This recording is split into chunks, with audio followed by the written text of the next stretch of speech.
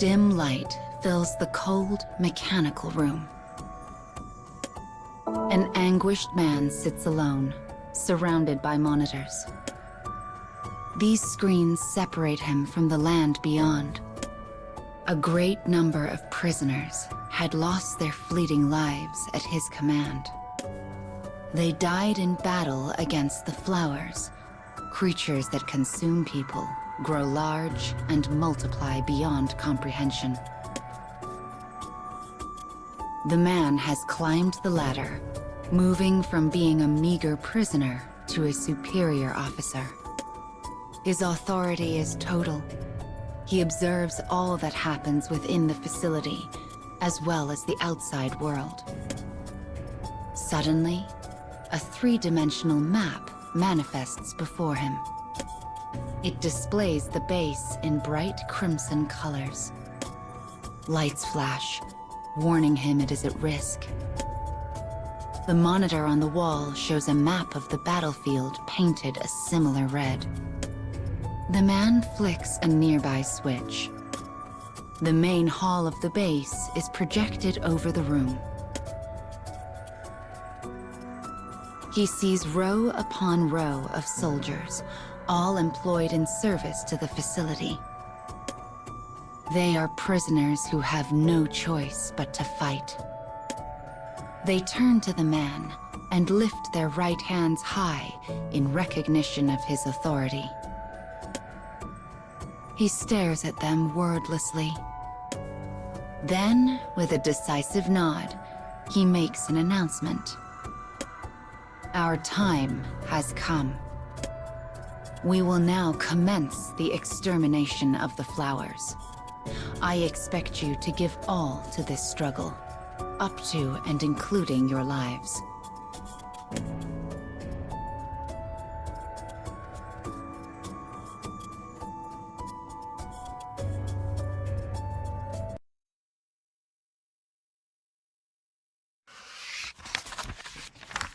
The superior officer prepares for deployment. Other prisoners have already begun the final battle against the flowers. As he watches them, he thinks back on the path that has led him to this point. For so long, the battle had been a stalemate, a constant series of successes and setbacks. But with the successful development of their plasma cannons, the tide began to swing toward humanity. Their advance was astonishing, historic. A long-awaited victory was tantalizingly close. Or so they thought. Ah, but fate is cruel. Perhaps it was due to their degraded equipment.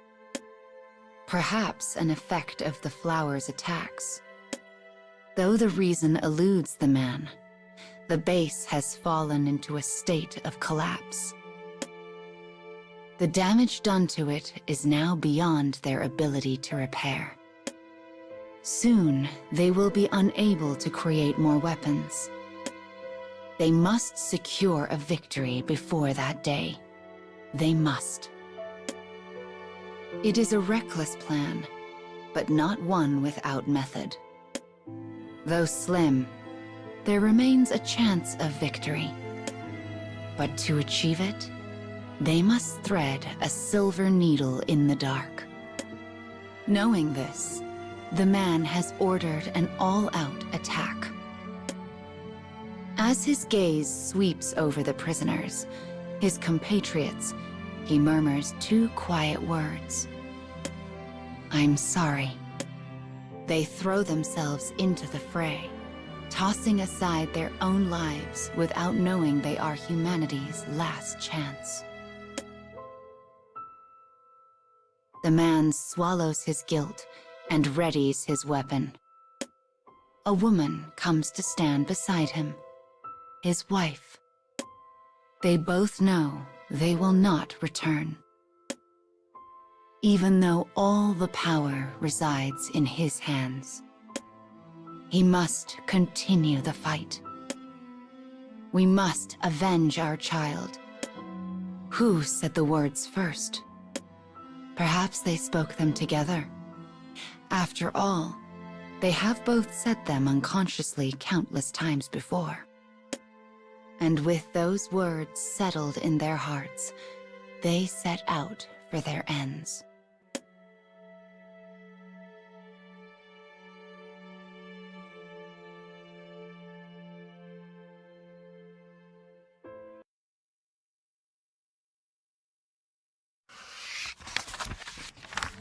The man and his wife are driven to the battlefield in a special vehicle. Suddenly, the wife turns to her husband and speaks. Is there really no hope of repairing the base? Though state-of-the-art, the base is still a mere building constructed by flawed human hands. Its eventual deterioration was expected and planned for. But for it to decay so suddenly and so swiftly? It is almost as though someone is deliberately trying to make a point. As if they are attempting to signal the end. The man places a hand on his worried wife's shoulder.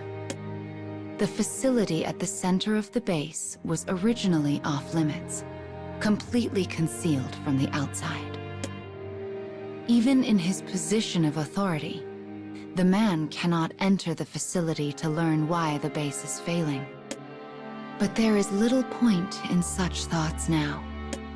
Better to fight and perhaps survive than be racked by doubts.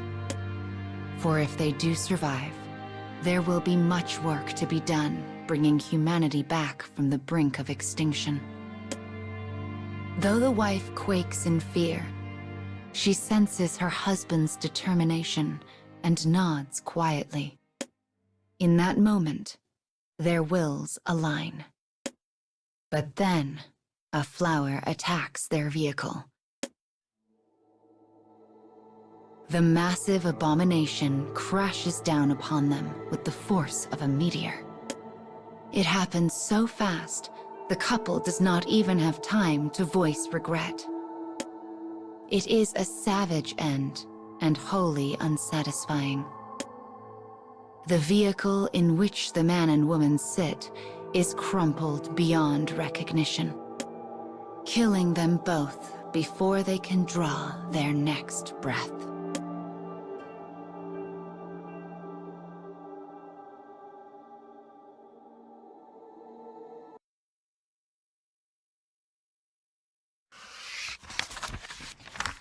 The central facility of the base is completely closed off from the rest of the world. It is a forbidden place. Even the highest and most powerful of humans is denied entry. Yet though it should be deserted, its interior is illuminated by a soft light. Suddenly, a monitor flickers to life. The word "reboot" appears in large letters on the screen. It then displays a map of the facility, changing its color from a threatening red to a calming green. A mechanical voice speaks from the monitor. All systems green. As though drawn by the voice, the prisoner and his wife appear before the monitor. The voice speaks again. No improvement forecasted for scenario flower cleansing. Force terminate the operation? The man nods and replies. Begin new scenario using the collected data. The prisoners are gathered in the facility hall once more. Among them stand the man and his wife, the very ones who should be in the central facility.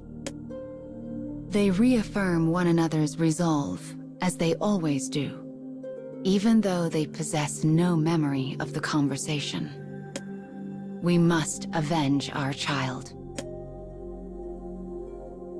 And watching this scene unfold is a man and woman, hands joined, who hold power beyond the greatest of authorities.